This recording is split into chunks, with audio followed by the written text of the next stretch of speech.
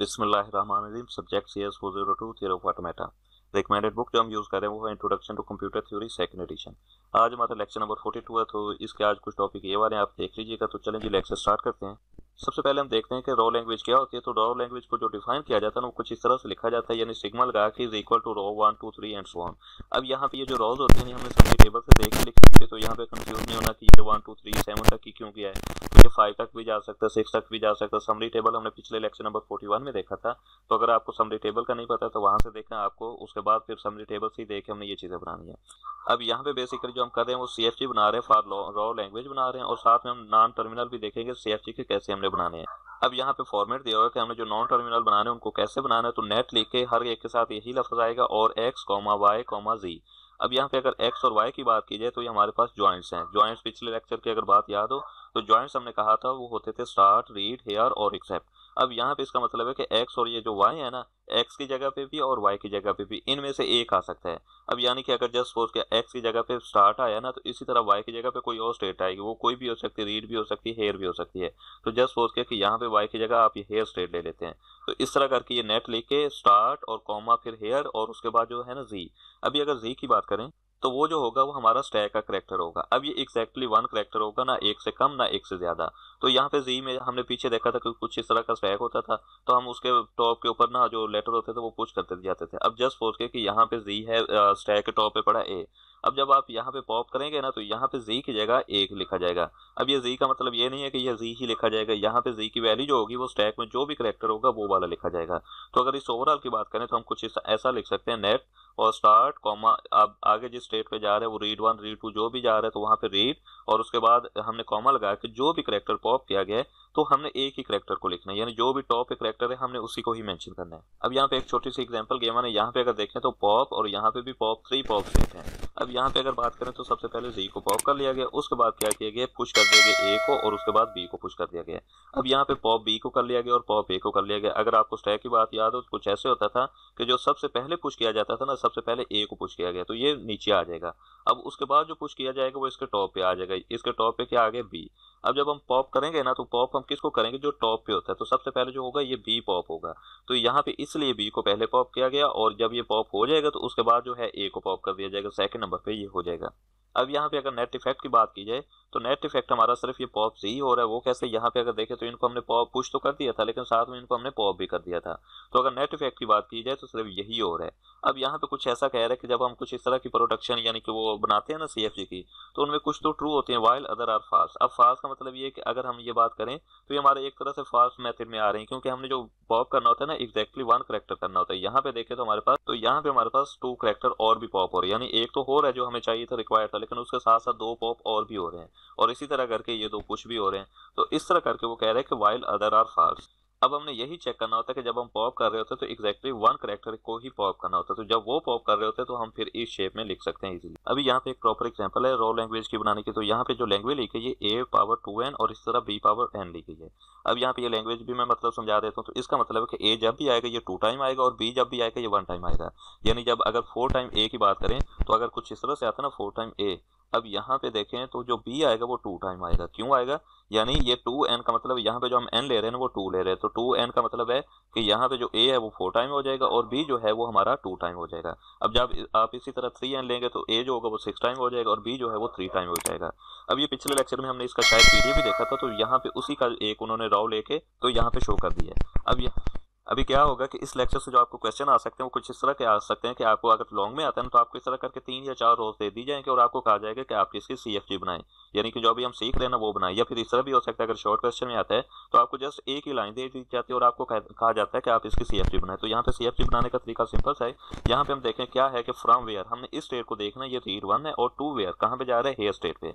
अब यहाँ पे अगर पॉप की बात की जाए तो हमने इस वाले को देखना है, तो पॉप की बात की जाए तो जस्ट ए हो रहा है। अब हमने जो गौर करना है ना वो पुश वर्ड की बात करना है। तो यहाँ पे अगर एम्प्टी हो ना तो हमारे लिए ये बनाना बिल्कुल बहुत ईजी है। कैसे, यहाँ पे देखें हमने इस ऐसे लिखना है। अभी जो हम फॉर्मेट पढ़ के हैं नेट, और यहाँ पे रीड कहाँ से जा रहा है, फ्रॉम वेयर, और यहाँ पे यानी हम कहाँ पे जाके लैंड कर रहे हैं, तो हेयर पे जा रही है स्टेट रीड वन से, यानी ऐसे करके जा रहे हैं ना, तो इसका मतलब है कि हमने रीड वन को इधर लिख दिया और इसी तरह हेयर को यहाँ तक लिख दिया। अब यहाँ पे जो पॉप किया जा रहा है वो ए को किया जा रहा है। तो मैंने आपको पीछे बताया था कि इसका फॉर्मेट क्या होता है कि यहाँ पे जो आते हैं ये ज्वाइंट आएंगे, यहाँ पे हमारा एक्स था और यहाँ पे हमारा वाई था, तो एक्स की जगह और वाई की जगह हम दोनों की जगह का ज्वाइंट ऑफ द स्टेट ले सकते हैं। अब अगर ये लास्ट वाला हमारा जी था तो जी की जगह जो होता है ना पॉप वर्ड, जो भी पॉप किया जा रहा है ना हमने वो लेना होता है। हमने सिर्फ और ये करना होता है, रखना होता है कि पॉप जो होता है ना वो एक्जैक्टली वन कैरेक्टर होना चाहिए, और इसी तरह पुश वर्ड में अगर देखें में कुछ भी पुश नहीं होना चाहिए। अब अगर कुछ पुश हो भी रहा होता है तो हम उसको भी हैंडल करने की एक और टेक्निक है, लेकिन वो थोड़ी सी लेंथी भी है, वो कम्प्लेक्स भी है। लेकिन अगर कुछ इस तरह का हो ना कि कुछ भी पुश नहीं किया जा रहा और पॉप जस्ट एक ही कैरेक्टर किया जा रहा हो, तो ये बिल्कुल ईजी सा वे ये है, इस तरह करके हम लिख लेते हैं और ये इसकी क्रॉसपॉन्डिंग सीएफजी बन गई है।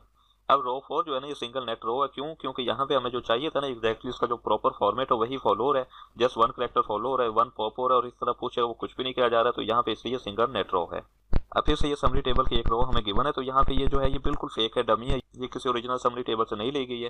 तो यहाँ पे देखिए रीड 9 से जा रहे हैं और रीड 3 पे जा रहे हैं, और अगर रीड वर्ड की बात करें हमने इसको तो देखना ही नहीं है, और अगर पॉप वर्ड की बात की जाए तो बी पॉप हो रहा है। अब अगर पुश वर्ड की बात की जाए तो यहाँ पे ट्रिपल कैरेक्टर पुश हो रहे हैं, यानी ए भी हो रहा है और डबल बी भी हो रहा है। अब मैंने आपको अभी बताया था कि अगर पुश वर्ड में 0 होना यानी कुछ भी पुश नहीं हो रहा, तो हम पीछे क्या करते हैं इसी तरह करके इजीली लिख सकते हैं। अब अगर कोई ऐसा केस आ जाए ना तो इसको थोड़ा सा हैंडल करना थोड़ा सा कम्प्लेक्स होता है, लेकिन मैं कोशिश करूंगा कि मैं आपको इजी वे से समझा सकूं। अब समटाइम ये आपको शॉर्ट क्वेश्चन में आ सकती है, तो लॉन्ग में तो नहीं आएगी लेकिन शॉर्ट में आ सकती है, और आपको एज इट इज ही आएगी। हो सकता है थोड़ी बहुत चेंजेस कर दें, लेकिन मोस्टली जो आती है ना अगर पेपर में एग्जाम में आते हैं तो बिल्कुल यही की यही आती है। अब यहाँ पे नीचे उन्होंने लिखा है कि रीड 9 से रीड 3 तक पहुंचने के लिए ये है ना ये सिर्फ वन कैरेक्टर को पॉप नहीं कर रही, बल्कि साथ में ये 2 लेटर है एक्स्ट्रा जो है उनको स्टैक के ऊपर पुश भी कर रही है, तो इसलिए ये जो है ये नेट स्टाइल सेंटेंस नहीं है। अब इसको नेट स्टाइल में करने के लिए हम क्या करते हैं कि इसको concatenated with some other net style languages, यानी सेंटेंस जो बने होते हैं ऑलरेडी जैसे ये उनके साथ हम कंकैटिनेट कर सकते हैं। कंकैटिनेट का मतलब क्या है कि हमने देखा था कि अगर ए और बी है ना दोनों, तो जब ये कंकैटिनेट होंगे तो इनका मतलब आप ये मल्टीप्लाई समझ लीजिए, यानी एक दूसरे के साथ मिल जाएंगे ना, जैसे ए है और ये बी है, अब ये एक दूसरे के साथ कंकैटिनेशन हो गई, तो यही कहा जा रहा है कि इनको हम कुछ अदर जो नेट स्टाइल है ना सेंटेंसेस उनके साथ कंकैटिनेट कर देंगे। अब वो कैसे करेंगे, अब यहाँ पे अगर पुश वर्ड की बात की जाए तो यहाँ पे 3 कैरेक्टर पुश किया जा रहे हैं, तो इनकी वजह से इशू आ रहा है। अब इसको हम रिजॉल्व कैसे करेंगे, हम इसको कुछ ऐसा लिखेंगे कि लिख के रो 11, ये रो 11 जो है ये वाली रो का नाम लिखा जा रहा है, उसके बाद लिख के वही जो प्रॉपर फॉर्मेट है नेट रीड 3 रीड 7 और ए। अब ये कैसे लिखा जा रहा है हम ये कैसे समझने की कोशिश करते हैं, तो बेसिकली कुछ ऐसा होगा ना कि अब जब ये रीड 9 पे आता है तो क्या होता है कि ये वाली जो स्टेट होती है ना अगले की, यानी कि स्टार्टिंग पॉइंट बन जाता है, ये एंडिंग पॉइंट था इसका तो नेक्स्ट का स्टार्टिंग पॉइंट बन जाएगा। अब यहाँ पे कुछ ऐसा हो सकता है ना समरी टेबल में कि ऐसे रीड 3 आएगी और रीड 3 किसी न किसी स्टेट पे जा रही होगी, क्यों जा रही होगी, ये वाला जो ए है ना इसको पॉप भी तो किया जाएगा ना, तो जब पॉप किया जाएगा तो किसी न किसी स्टेट पे तो जाएगा। तो अब यही जस्ट सपोज किया जा रहा है कि ये रीड 3 पे जाता है और वहां पे जाके जब ए को पॉप करता है ना तो रीड 7 पे जा रहा होता है। तो अब ये वाला जो 7 है ना ये हम अपने पास से सपोज कर लें, आप इसकी जगह कुछ और भी लिख सकते हैं, क्योंकि जब ये आपको एग्जांपल दी जाएगी ना तो आप यहाँ पे कंफ्यूज नहीं होना कि 7 पे ही क्यों जा रहा है, तो ये किसी और स्टेट पे आप नेम भी लिख सकते हैं, यानी कि उसको 6 कर लें 5 कर लें, वो आपकी मर्जी है। अभी हमने यहाँ पे यही लिखा है ये रीड 3 जो है ना ये स्टार्टिंग पॉइंट है कौन सा, ये वाला स्टार्टिंग पॉइंट है, और एंडिंग पॉइंट कौन सा, ये वाला हमारा रीड 7 है। तो यहाँ पे रीड का जो आप नेम लिखेंगे ना स्टेट का नेम 6 लिख दें 5 लिख दें, तो आपने वहाँ पे यही मेंशन कर देना है, यानी अगर इधर 5 लिखा है तो इधर भी 5 लिख देना है। अब ये जो ए है ना ये हम कौन सा ले रहे हैं, ये वाला जो पुश है ना ये वाला लिख रहे हैं। अब ये वाला जो टेबल है ये आपको बनाने की जरूरत नहीं है, मैं सिर्फ आपको समझाने के लिए लिख रहा हूँ, तो आपने इसको बिल्कुल नहीं बनाना एग्जाम में। अब नेक्स्ट जो है ना, अब इसी तरह हम बी का कैरेक्टर के लिए भी बात करेंगे, तो अब जो हो गया ना ये रीड 7 ये नेक्स्ट का स्टार्टिंग पॉइंट बन जाएगा, कुछ ऐसे करके आ जाएगा, और इसको हम लिखेंगे कुछ ऐसे करके। और अगर ये समरी टेबल की बात करें तो कुछ ऐसे हो सकता है ना, यानी रीड 7 पे है और वहां पे रीड 1 पे जा रहा है, और किस चीज की हो रहा है पॉप कर रहा है वो बी को कर रहा है, तो यही हमने लिखा रीड 7 है और कहाँ पे जा रहा है ये रीड 1 पे जा रहा है, और पॉप किस चीज को किया जा रहा है बी को किया जा रहा है। अब यहाँ पे हमने इनके लिए तो CFG लिख लिया, अब जो नेक्स्ट है ना लास्ट वाला बी उसके लिए भी लिखेंगे, तो वो कुछ ऐसा होगा कि हम इसको लिखेंगे इस तरह करके। और अगर ये स्टाइल की बात करें तो कुछ ऐसा होगा ना, ये यहाँ पे जो एंडिंग पॉइंट है ये नेक्स्ट का स्टार्टिंग पॉइंट बन जाएगा, तो ये रीड 1 और यहाँ पे ये रीड 8 आ जाएगा, ये भी आप अपने पास से कोई भी नेम चेंज करके लिख सकते हैं। तो यहाँ पे हमने यही लिखा कि रीड 1 से कहाँ पे जा रहा है, रीड 8 पे जा रहा है, और रीडिंग जो पॉप जो जिसको किया जा रहा है ना वो बी को किया जा रहा है। अब ये जो हमने पॉप किया ना सारे वही स्टैक वाले सेम एज इट इज वही के वही कैरेक्टर किए हैं, यानी ये पहला जो ए है ये हमने यहाँ पे लिखा, सेकंड जो बी है वो हमने यहाँ पे लिखा, और इस तरह जो लास्ट पे बी है वो हमने यहाँ पे लिखा। अब जो एग्जाम में आपको क्वेश्चन आएगा ना वो यहाँ तक आपको डाटा गिवन होगा।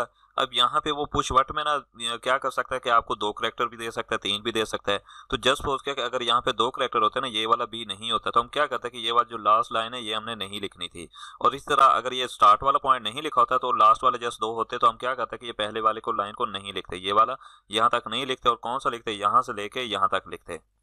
अभी यही क्वेश्चन कंटिन्यू, तो यहाँ पे हम ये जो है ना, ये हमें नॉन टर्मिनल दे रहा है, वो कौन सा दे रहा है, यहाँ पे हम ये नॉन टर्मिनल ये वाला दे रहा है। अब नॉन टर्मिनल CFG तो आपको अच्छी तरह से याद होगा, इस तरह होता है ना, S⁻², ये यहाँ पे जो भी वैल्यू दे रहा होता है, x y कुछ भी वैल्यू दे रहा होता है। तो अब ये जो नॉन टर्मिनल दे रहा है ना, ये हमारा लेफ्ट साइड वाला दे रहा है, यानी ये जो S है ना, यहाँ पे जो नॉन टर्मिनल है ना, ये वाली वैल्यू ये वाली बनेगी। अब ये कैसे बनेगी, यहाँ पे है रीड 9 और रीड 8 और B। अब रीड 9, रीड 8 और B ये कहाँ से, आप पीछे टेबल से देखें, ये रीड 9 जो है ना, हमारा बिल्कुल स्टार्टिंग पॉइंट था ये वाला, और रीड जो 8 की बात कीजिए, ये हमारा बिल्कुल एंडिंग पॉइंट, और यहाँ पे हमने इसको ये वाला मेंशन किया हुआ है, तो यहाँ पे लिखा जा रहा है। और जो B लिखा जा रहा है ना, ये वाला B बेसिकली ये वाला रीड वर्ड, सॉरी, ये वाला लिखा जा रहा है, पॉप वर्ड की बात की जा रही है, तो इस पॉप की जगह पे हमने ये वाला लिख दिया, और इस तरह करके ये स्टार्टिंग पॉइंट और ये एंडिंग पॉइंट। अब ये वाला कुछ इस तरह से CFG बनेगी। अब यहाँ पे जो वैल्यू दे रहा है ना, बिल्कुल अभी हमने जो बनाई है ना, ये वाली सारी वैल्यू हमने सेम एज इट इज इसको कॉपी करके वहां पे लिख देना है, तो वो कुछ ऐसे बन जाएगी। ये जो अभी हमने पीछे बनाई वो सारी यहाँ के यहाँ मेंशन कर दी। अब ये उस रो के 11 के करस्पॉन्डिंग CFG बन गया। तो आपका जो असल आंसर वो आपने ये वाला लिखना है, यानी जो अभी उन्होंने रो बनाई है ना, ये वाला आपको यहाँ तक उन्होंने जो गिवन किया है ना, आपको जब पूछेगा ना कि इसकी CFG बनाए, तो आपका ये जो टोटल आंसर बनेगा, ये वाला टोटल आंसर बनेगा आपका। और ये वाली रो ना पिछली दफा एग्जाम में आई है, तो आपने इसको अंडरस्टैंड करने की कोशिश करनी है कि कैसे किया जा रहा है। रटा बिल्कुल लगाने की जरूरत नहीं, बिल्कुल ईजी सा है। अब यहाँ पे समरी टेबल को ना जनरलाइज कर दिया गया, कैसे हम लिखते हैं, रीड x और रीड 2 वेयर y, और इस तरह करके रीड वट है u, और इस तरह पॉप वट ये w, यानी कि कोई भी करेक्टर जो पॉप कर रहा है, और इस तरह पुश वट में जितने भी करेक्टर हो रहे हैं, 1 हो रहा है, 2 हो रहा है, 3 हो रहा है, इस तरह करके, और इनको जो डिनोट किया जा रहा है वो m से किया जा रहा है। और i की बात करें तो यहाँ पे रो नंबर 1 2 3 कुछ भी आ सकता है। अब यहाँ पे इसी तरह ये रीड x की बात करें तो हमने देखा था कि वो ज्वाइंट स्टेट होती थी ना, स्टार्ट, और इसी तरह रीड, हेयर और एक्सेप्ट, ये 4 स्टेट यहाँ पे आ सकते हैं, और यही 3 स्टेट यहाँ पे आ सकती हैं। यहाँ पे बेसिकली जो है ना, स्टार्ट स्टेट नहीं आ सकती, क्योंकि एंडिंग पॉइंट स्टार्ट तो नहीं हो सकता, स्टार्ट पॉइंट तो एक ही होगा, वो यहाँ पे स्टार्ट पॉइंट आ सकता है, लेकिन यहाँ पे 3 स्टेट आ सकती हैं, रीड, हेयर और इसी तरह एक्सेप्ट। अब यहाँ पे ये बात की जा रही है कि इस तरह की कोई CFG होती है ना, तो इस तरह जब वो CFG जनरेट करते हैं ना, तो ये कोई आपको वैलिड वर्ड नहीं दे रहा होता। अब यहाँ पे 3 रूल्स फॉर CFG हैं रॉ लैंग्वेज के लिए, तो ये आपको एग्जाम में शॉर्ट क्वेश्चन में आ सकते हैं, तो इनको माइंड में रखना बिल्कुल ईजी से है। तो पहला जो रूल है वो सिंपल सा रूल है कि हमने जो स्टार्ट करना होता है ना, स्टार्ट स्टेट से जाते हैं और एंड इन एक्सेप्ट स्टेट, और इस तरह इसका जो नेक्स्ट है लिखेंगे वो कुछ ऐसा लिखेंगे, नेट लिख के, और इस तरह स्टार्ट स्टेट, ये एंडिंग स्टेट हमारी एक्सेप्ट स्टेट हो जाएगी, और पॉप जो किया जा रहा है वो किया जा रहा है डॉलर साइन को। और जब इसका स्टाइल लिखा जाएगा तो ऐसा लिखा जाएगा S⁻² नेट, और यहाँ पे ये अभी जो हमने देखा है इसको सारे को लिख देना है। अब ये हमने देखा था कि CFG में जब भी हमने स्टार्ट करना होता है तो इस करेक्टर से ही करना होता है। अभी सेकंड रूल की अगर बात की जाए तो सेकंड रूल में हम क्या देखते हैं कि यहाँ पे है फ्रॉम वेयर यानी x, और यहाँ पे x की बात वही है, ज्वाइंट स्टेट है, और इस तरह 2 वेयर y है, यानी वहाँ पे ये भी ज्वाइंट स्टेट है, यानी कि हमारी हो सकती है रीड हो सकती है, हेयर हो सकती है और एक्सेप्ट हो सकती है। और अगर रीड वर्ड की बात कोई भी रीडिंग हो सकती है, और पॉप वर्ड की बात की जाए तो z। अब z का मतलब ये नहीं कि लाजमी z ही आएगा, यहाँ पे जो है जिसको भी पॉप किया जा रहा है ना, a को पॉप किया जा रहा है या b को किया जा रहा है, हमने वो लिखना है। पुश वर्ड में अगर तो कुछ ऐसा स्टाइल होता है ना, तो रोल नंबर 2 होगा, और उसको हमने जो डिफाइन करना है वो कुछ ऐसा ही करना है, नेट, और यहाँ पे x में जो भी स्टेट का नेम है, और इस तरह कॉमा लगा के y में जो भी स्टेट का नेम है यानी जहाँ पे जा रहा है, और इस तरह कॉमा लगा के z में जो भी करेक्टर है, जस्ट सपोज कि अगर b पॉप किया जा रहा है तो b लिख देंगे, और अगर a पॉप किया जा रहा है तो a लिख देंगे, और इस तरह करके एरो लगा के रो, और i का मतलब है कि यहाँ पे 2 होगा, 3 होगा, जो भी रो नंबर होगा हमने वो इधर लिख देने। तो जस्ट सपोज कि अगर यहाँ पे 2 लिखा हो तो हमने यहाँ पे 2 लिख देना, रो 2 इस तरह करके मेंशन कर देंगे। अब जो रूल 3 है ना वो बिल्कुल इजी सा, वो भी इसी तरह है, यहाँ पे रीड x और रीड y बिल्कुल वही जो अभी स्टाइल देख के आए हैं, लेकिन यहाँ पे जो फर्क आ रहा है ना वो पुश वट में आ रहा है। अभी हमने रूल 2 में देखा था ना, यहाँ पे पुश वट कुछ भी नहीं किया जा रहा था, लेकिन रूल 3 में जब होता है ना एक से ज्यादा यानी 1 या 2 या 3 करेक्टर पुश किए जा रहे होते हैं, तो उनको हमने ऐसे करके मेंशन करना होता है। और इसकी जो अभी हमने देखी थी ना एग्जाम्पल, वो ये वाली एग्जांपल थी, यानी ये रूल 3 के तहत हमने सॉल्व की थी, यानी इस तरह का कोई आपको एग्जाम में गिवन होगा तो आपने इसी के करस्पॉन्डिंग CFG बनानी होगी। तो वो मैंने आपको सारा मेथड बता दिया था कि वो कुछ ऐसे होगा, ये वाला आपको बनाने की जरूरत नहीं, अगर आप अपनी आसानी के लिए बनाना चाहें तो बना सकते हैं, लेकिन ये वाला बनाने की जरूरत नहीं। जो रिक्वायर्ड है वो असल में आपका जस्ट एक ही चीज रिक्वायर्ड है, वो ये वाली जो चीज थी ना, आपने असल में ये रिक्वायर्ड, आपने ये उनको लिख के देनी है, और ये रोल नंबर हमने 3 के अकॉर्डिंग किया था। और इसी तरह ये वाला जो हमने की थी ना एग्जाम्पल, ये हमने रोल नंबर 2 के थ्रू की थी, यानी कि कैसे लिखा था, नेट यहाँ जिस स्टेट से स्टार्ट हो रहा है और यहाँ पे जिस स्टेट पे एंड हो रहा है, और यहाँ पे जो करेक्टर पॉप किया जा रहा है, तो ये स्टेट रीड 1 से हो रहा था स्टार्ट, और एंड जो हो रहा था वो हेयर पे हो रहा था, और जो पॉप किया जा रहा था वो 1 हो रहा था, तो हमने ऐसे करके मेंशन कर दिया। और ये जो हमने किया था ये रोल नंबर 2 के अकॉर्डिंग किया था। अब यहाँ पे एक एग्जांपल गिवन है नेक्स्ट, तो यहाँ पे a पावर 2n और b पावर n, ये मैंने लैंग्वेज पीछे बता दी है। तो यहाँ पे इसकी जो CFG बनाने हैं यहाँ पे अगर आप देखेंगे तो ये CFG काफ़ी लेंथी है। अब इस तरह की CFG आपको एग्जाम में नहीं आ सकती क्योंकि ये काफ़ी लेंथी है। अगर आप इसको सॉल्व करने लगे ना तो आपको ईजिली 15 से 20 मिनट लग जाएंगे, और आपको वहाँ पे जो लॉन्ग क्वेश्चन के लिए मैक्सिमम मिनट मिलेंगे मेरे ख्याल में 6 से 8 मिलेंगे। तो इस तरह का क्वेश्चन आपको बिल्कुल नहीं आ सकता। आपको जो आ सकता है वो मैंने आपको बता दिया। आपको कैसे आ सकते हैं, आपको कुछ इस तरह के आ सकते हैं, इस तरह के आपको दे दे और कहा जाए कि इसकी आपने नेट स्टाइल जो है ना CFG वो बनानी है, या फिर जो सिंपल सा ये वाला ये वाला सिंपल है, बिल्कुल सिंपल सा है, यानी जिसमें पुश वर्ड कुछ भी नहीं किया जा रहा। एक केस हमारा ये है रोल नंबर 2 के अकॉर्डिंग इसे करना है, और एक केस जो हमारे पास सेकंड है वो ये वाला है जिसमें कुछ ना कुछ पुश किया जा रहा हो। और उसके बाद आपको MCQs में या ज़्यादा से ज़्यादा शॉर्ट क्वेश्चन में पूछ सकता है कि नेट स्टाइल जो बनाती है CFG उसका स्टाइल क्या है।